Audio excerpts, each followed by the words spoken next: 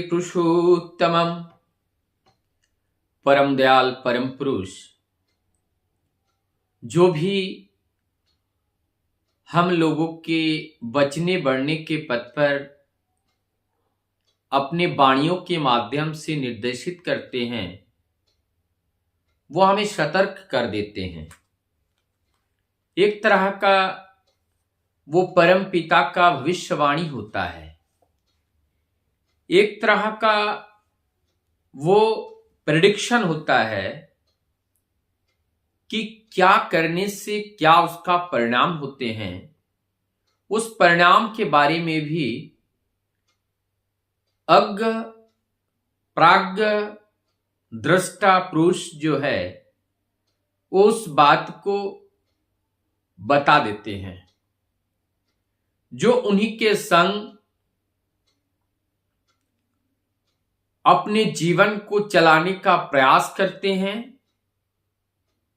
उस निर्देशित वाणी को सुनकर अपने चलने के जो दृष्टिभंगी हैं उसके साथ मेल करके देखने पर यदि त्रुटि दिखाई दे, तत्क्षणात अपना रास्ता बदल लेना चाहिए।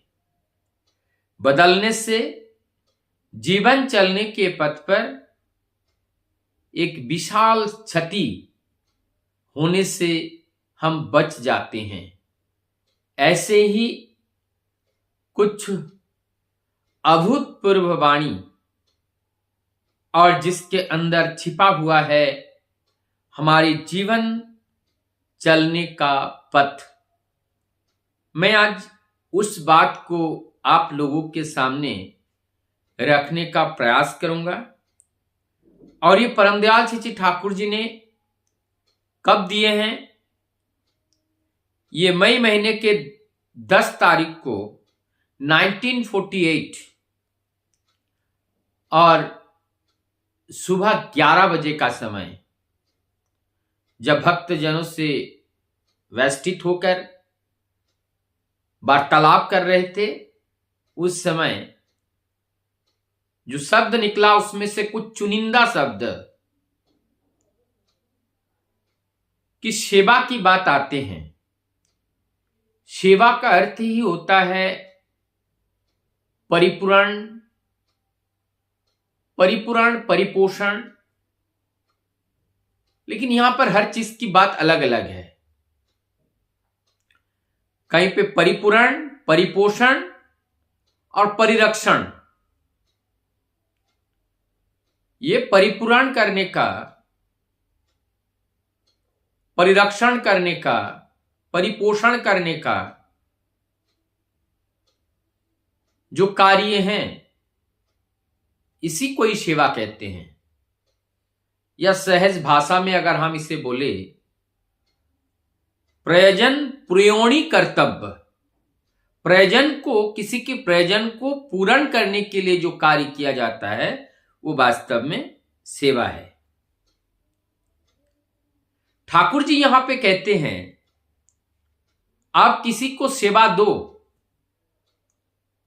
लेकिन उनकी निजी स्वावलंबिता को नष्ट ना करो। जैसे अधिकतर किसी का बेटी और दामाद हैं, अब ससुर जी के पास अथाह पैसे हैं, वो अपने दामाद को हर सुविधा प्रोवाइड कर रहे हैं।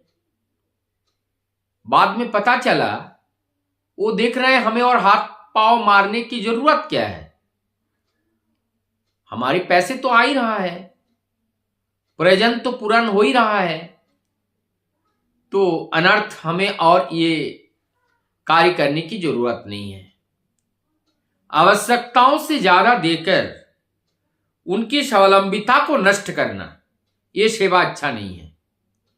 जैसे किसी का बेटा है, लाडला बेटा है या बेटी है, पिता के पास बहुत पैसे हैं, उन्होंने बेटी को स्कूटी खरीद दी, उनके रहने चलने फिरने खाने पहनने आवश्यकताओं से ज्यादा उनको प्रोवाइड किया।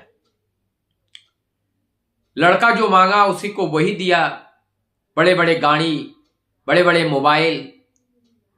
तो उनकी प्रयोजनता से अधिक दे करके उनकी स्वावलंबिता को हमने नष्ट कर दिया। हमने उनको बढ़ने नहीं दिया, हमने उनको प्रयास करने नहीं दिया, हमने उनको दक्ष होने का अवसर नहीं दिया। मैं उन्हें उनको कमजोर करके रखा। तो सेवा कभी कभी अपलाप इस तरह से होता है।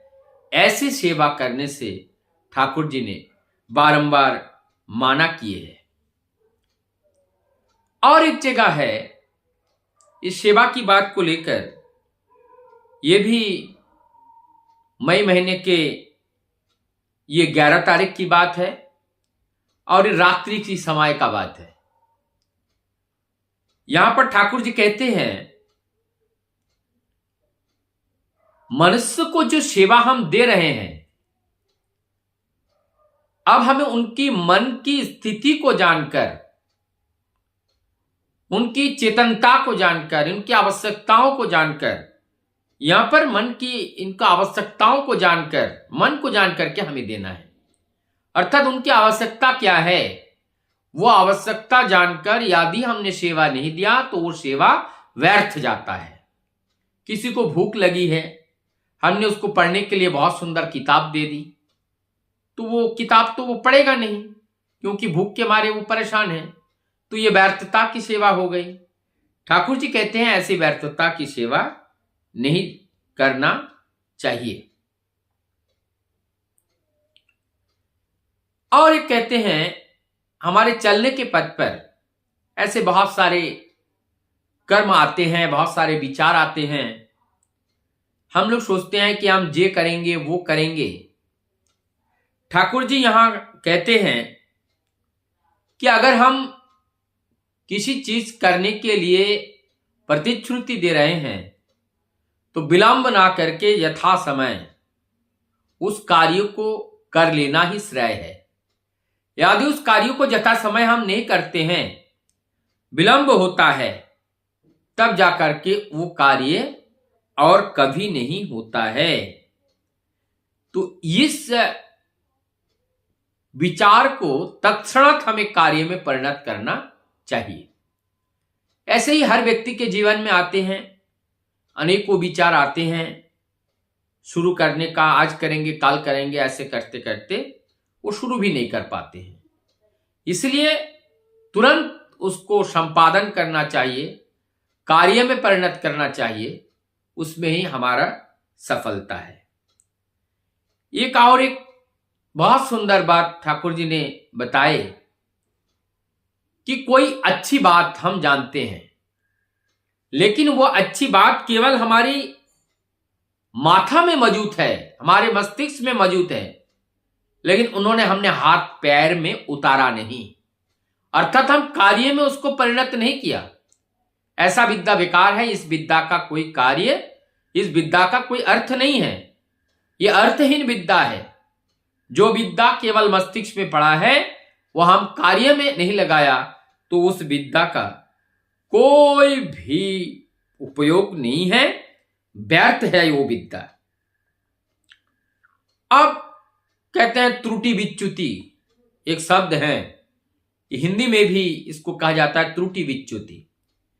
यानी कहते हैं कि हमसे जो गलतियां हो जाएं और उस गलतियां को अगर हम छुटा नहीं पाए, कोई गलत आदत है हमारे पास, गाली देना, बात बात पे गुस्सा करना, तो हमें छुटा नहीं पाए, जीवन बर्बाद होगा। तो इसलिए कहते हैं कि हमारी गलत आदत को अगर हम छुड़ाना चाहे तो हमें अच्युत भाव से, अर्थात एकदम लगन के साथ, हर क्षण सत्य के साथ हमें युक्त होकर के चलना पड़ेगा।